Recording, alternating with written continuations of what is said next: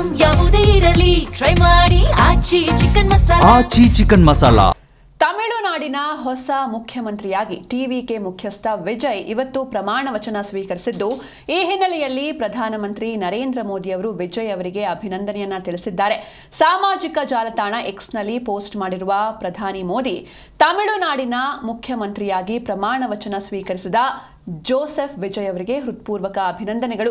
ತಮಿಳುನಾಡಿನ ಜನರ ಜೀವನ ಮಟ್ಟ ಸುಧಾರಿಸಲು ಕೇಂದ್ರ ಸರ್ಕಾರ ರಾಜ್ಯ ಸರ್ಕಾರದೊಂದಿಗೆ ಕೈ ಜೋಡಿಸಿ ಕೆಲಸ ಮಾಡಲಿದೆ ಅಂತ ಅವರು ತಿಳಿಸಿದ್ದಾರೆ. ವಿಜಯ್ ಮುಖ್ಯಮಂತ್ರಿಯಾಗಿ ಪ್ರಮಾಣ ವಚನ ಸ್ವೀಕರಿಸಿದ ಕೆಲವೇ ಗಂಟೆಗಳಲ್ಲಿ ಪ್ರಧಾನಿ ಮೋದಿ ಅವರು ಶುಭ ಹಾರೈಸಿದ್ದಾರೆ. ನೀವು ಕೂಡ ನೋಡ್ತಾ ಇದ್ದೀರಾ ಆ ಟ್ವೀಟ್ನ ತೆರೆ ಮೇಲೆ.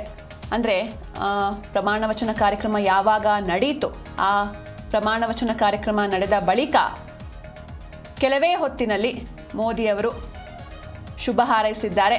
ತಮಿಳುನಾಡು ಸಿಎಂ ಆಗಿ ವಿಜಯ್ ಪ್ರಮಾಣ ವಚನವನ್ನು ಸ್ವೀಕಾರ ಮಾಡಿದ್ದಾರೆ. ಹಾಗೆ ತಮಿಳುನಾಡಿನ ಜನರ ಜೀವನ ಮಟ್ಟ ಸುಧಾರಿಸಲು ಕೇಂದ್ರ ಸರ್ಕಾರ ರಾಜ್ಯ ಸರ್ಕಾರದೊಂದಿಗೆ ಕೈ ಜೋಡಿಸಿ ಕೆಲಸ ಮಾಡಲಿದೆ ಅಂತ ತಿಳಿಸಿದ್ದಾರೆ. ಹಾಗೆ ವಿಜಯ್ ಅವರಿಗೆ ಹೃತ್ಪೂರ್ವಕ ಅಭಿನಂದನೆಗಳು ಅಂತ ಹೇಳಿದ್ದಾರೆ. ಹಾಗೆ ಅವರ ಆಡಳಿತಾವಧಿಗೆ ಶುಭಾಶಯಗಳನ್ನು ತಿಳಿಸಿದ್ದಾರೆ. ಒಟ್ಟಾಗಿ ಕೆಲಸ ಮಾಡೋಣ, ಏನೇ ಇದ್ರೂ ಕೂಡ ತಮಿಳುನಾಡಿನಲ್ಲಿ ಏನೇ ಸಮಸ್ಯೆ ಆದರೂ ಅಲ್ಲಿರುವಂತಹ ಜನರ ಜೊತೆಗೆ ಕೇಂದ್ರ ಸರ್ಕಾರ ಯಾವತ್ತಿಗೂ ಕೂಡ ಇರುತ್ತೆ. ಹಾಗೆ ಕೇಂದ್ರ ಸರ್ಕಾರ ರಾಜ್ಯ ಸರ್ಕಾರ ಎರಡೂ ಸರ್ಕಾರಗಳು ಒಟ್ಟಿಗೆ ಸೇರಿ ಜನಪರ ಕೆಲಸಗಳನ್ನು ಮಾಡೋಣ ಅಂತ ಮೋದಿ ಅವರು ಟ್ವೀಟ್ನಲ್ಲಿ ತಿಳಿಸಿದ್ದಾರೆ. ನೀವು ಕೂಡ ಆ ಟ್ವೀಟ್ನ ಇಲ್ಲಿ ಗಮನಿಸ್ತಾ ಇದ್ದೀರಾ.